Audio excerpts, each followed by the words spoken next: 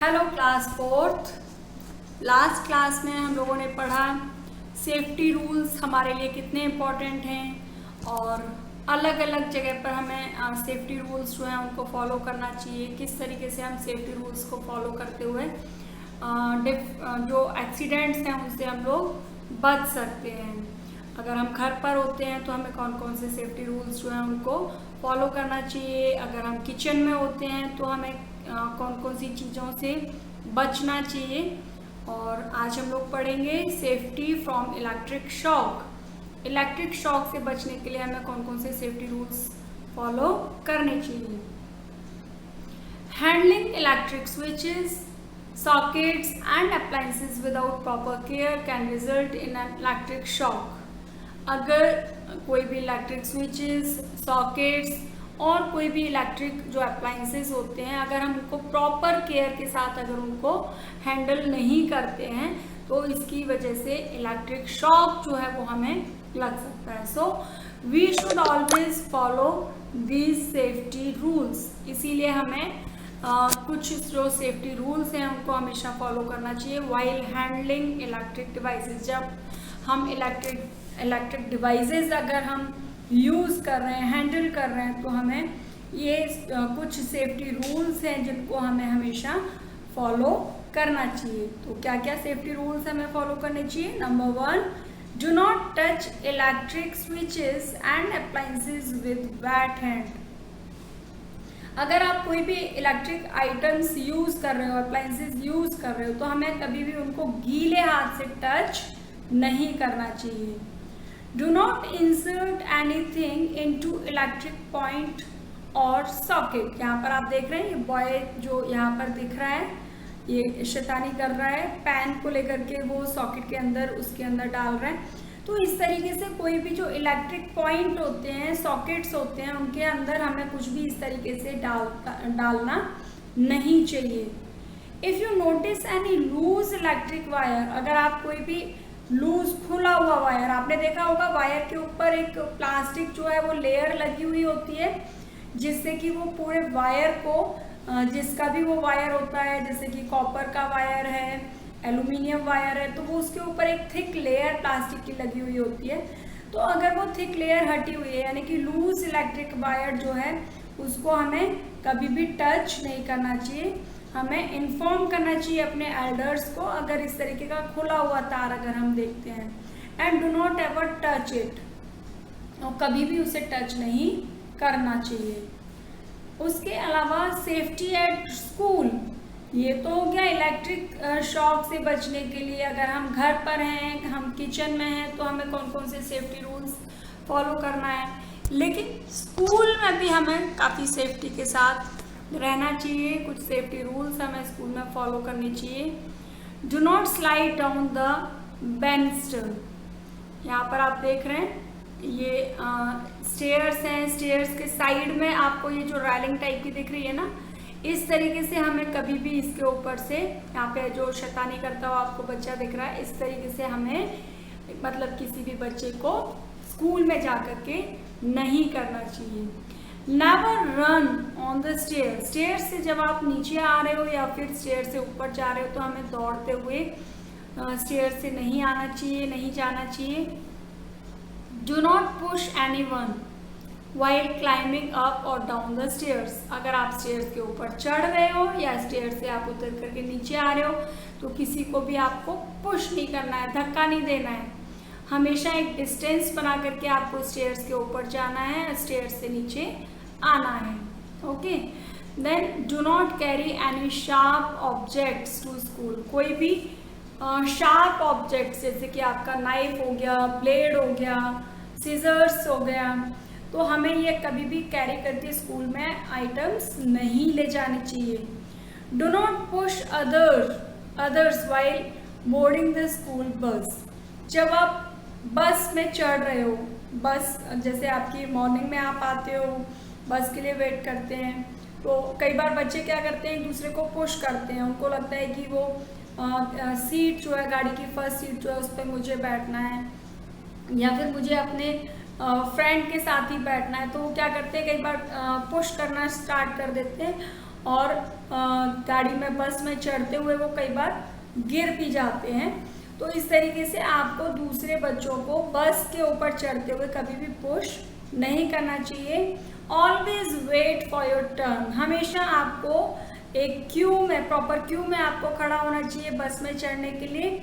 आपको एक दूसरे को पुश नहीं करना चाहिए, अपने टर्न का वेट करना चाहिए। Okay, next page, safety on the road. अगर आप रोड पर चल रहे हो तो आपको क्या क्या सेफ्टीज जो हैं वो फॉलो करनी चाहिए।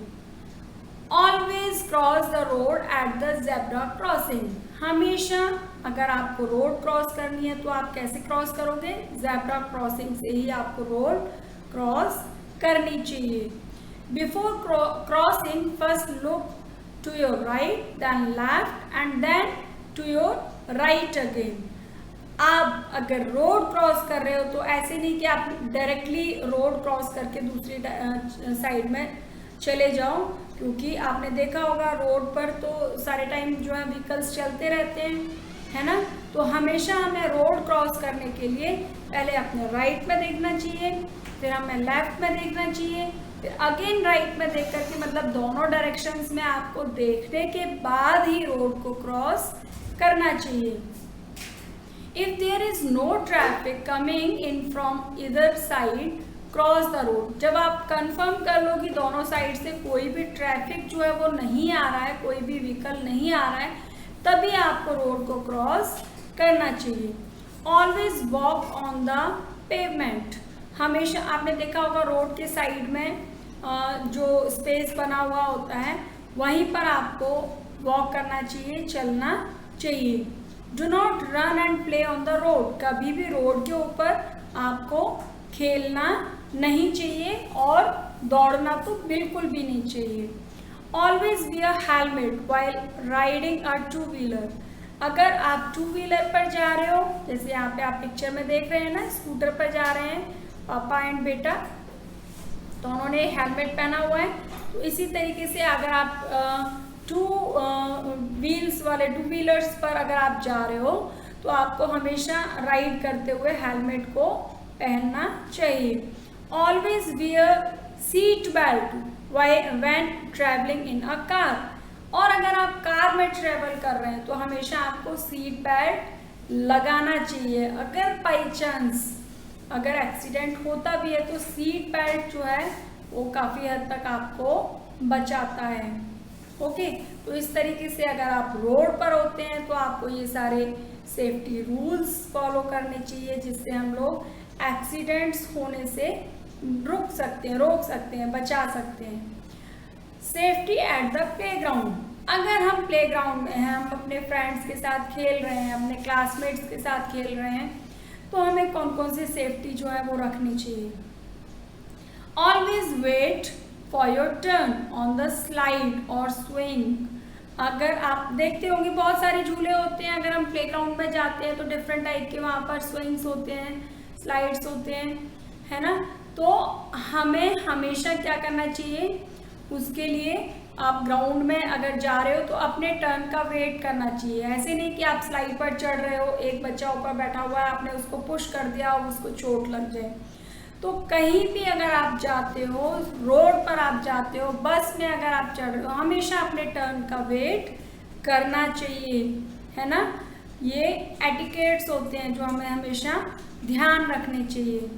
Do not go very high on the swing as you may fall off, आप झूला झूलते हुए, वो आपने देखे होंगे स्विंग्स, इस तरीके से जो झूले होते हैं उसमें आपको बहुत ज़्यादा हाई स्पीड में आपको नहीं उनको चलाना चाहिए, क्योंकि आप उस पर से गिर भी सकते हो।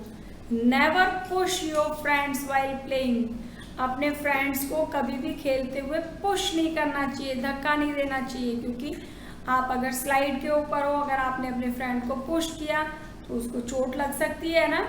तो कभी भी खेलते हुए अपने फ्रेंड्स को पुश नहीं करना चाहिए।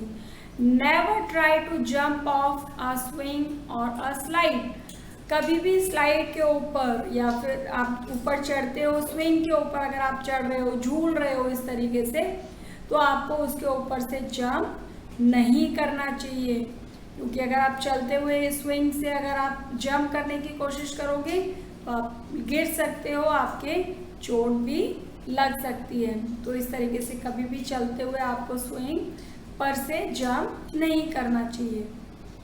Now safety at the swimming pool. यहाँ पर आप देख रहे हैं पिक्चर में आप काफ़ी सारे बच्चे यहाँ पर हैं, है ना।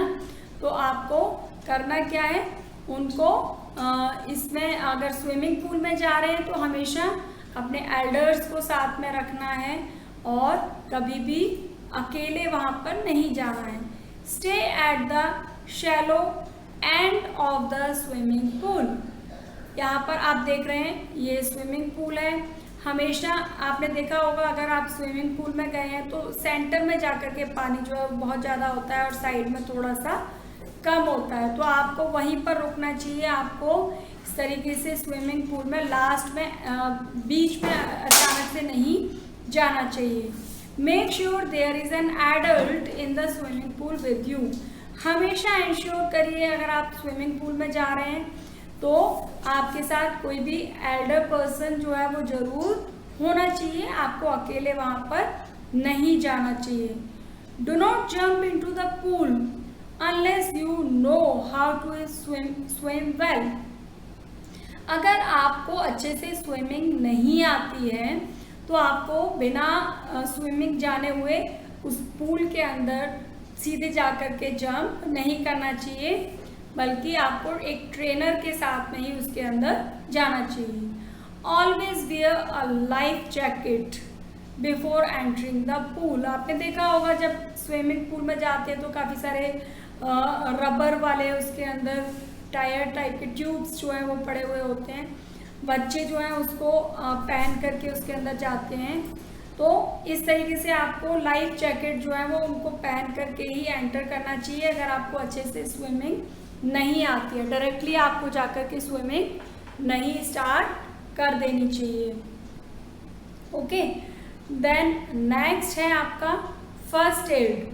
अगर बाई चांस इतनी सेफ्टी रूल्स को फॉलो करने के बाद भी अगर हमें कोई चोट लग जाती है, कोई एक्सीडेंट हो भी जाता है, तो हम लोग क्या फर्स्ट एड जो है वो ले सकते हैं। अब हमें किस तरीके के फर्स्ट एड जो है वो अपने घर पर रखने चाहिए, घर पर, स्कूल में किस तरीके से फर्स्ट एड बॉक्स हम रख सकते हैं, वो हम लोग पढ़ेंगे नेक्स्ट क्लास में। ओके, तो अभी आज के लिए बस इतना ही।